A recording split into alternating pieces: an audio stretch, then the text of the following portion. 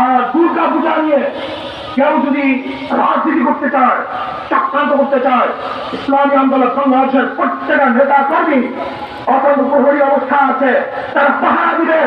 আমাদের সংখ্যালঘু ভাইয়েরা তাদের পূজা উদযাপন করবে, ধর্ম পালন করবে, নির্বিঘ্নি করবে, শান্তির সাথে করবে, নিরাপত্তার সাথে করবে। এই দায়িত্ব ইসলামী আন্দোলন বাংলাদেশ কাছে তুলে নিয়েছে ইনশাআল্লাহ।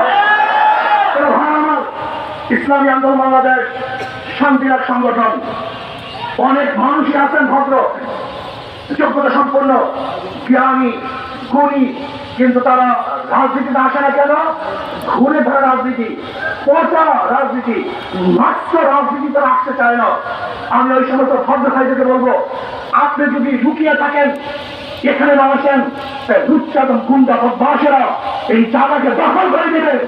এখন আসুন, যারা ভালো, ভদ্র, জ্ঞানী, আপনার এই ময়দানে আসলে কোনো বদমাশরা এখানে থাকতে পারবে না, পালাতে বাধ্য হবে ইনশাআল্লাহ।